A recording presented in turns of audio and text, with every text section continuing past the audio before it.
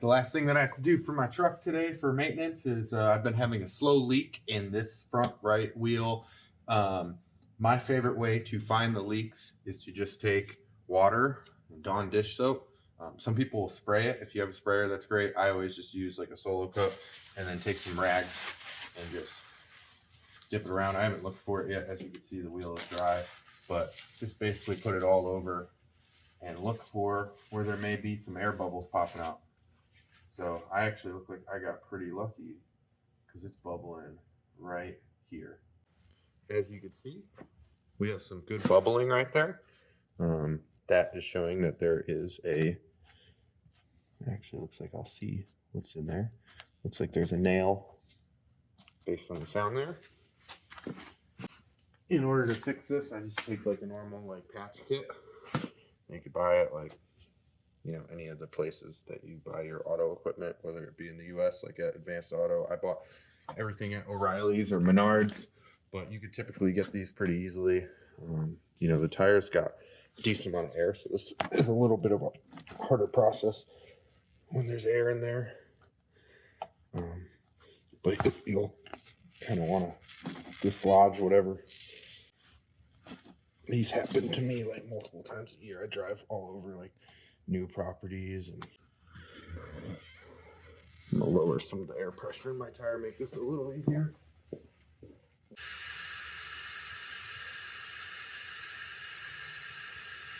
You don't want to go so low that you're going to end up making it so then your wheel, you know, comes off the bead.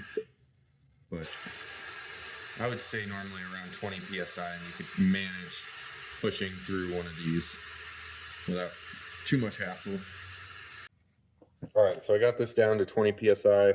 I'm lucky I have a lifted truck. I have all this room between my wheel well and my actual tire, so I could do this. If this was more in, you know, maybe pulling the tire off would be a better call, but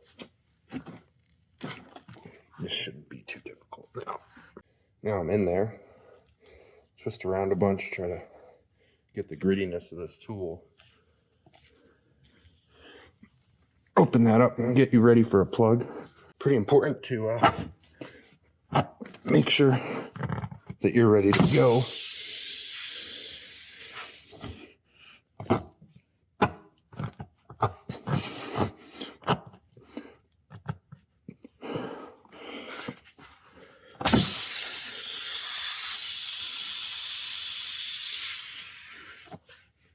right, get your tool ready. Get your actual plug ready.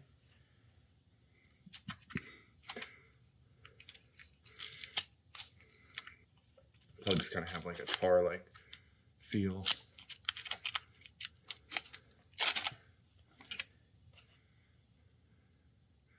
Feed it through here, which is always a ton of fun.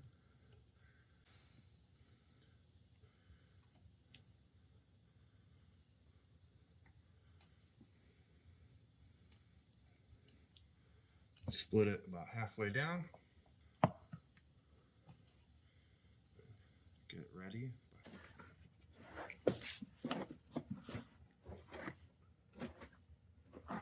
There we go. Get it so it's almost all the way in. Twist this. I'm trying to jam it all up in there.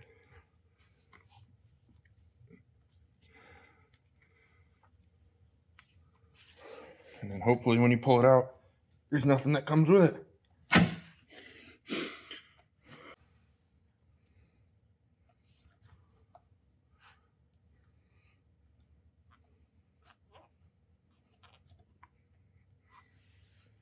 Then after you have it like this, you will fill the tire up to manufacturer's specifications and then test it again to see if there's any leaking. So now after you plug it up and everything's done, you fill up the tire back to manufacturer specification, which my tire calls for 65 psi. You'll take some more soap around the area that you just plugged and just make sure that you don't see any more bubbling. And the bubbling that you'll see will blow like actual holes, not like the little bubbles that the soap does. So as you can see there, we're not having any holes blowing up. Hopefully hopefully that was the only spot on the tire. It wasn't leaking too bad, so hopefully that was it, and this is done. Like I said, you could pull the tire off if you don't have the space. Plugging's super easy. Only takes a couple minutes. You know, especially if you pull it off, you could drop it down to a lot lower PSI and still have that pressure. It will make it much easier for you to actually push into it and make sure that you're plugging it hard. But yeah, easy enough. My day is done. All my stuff is done here.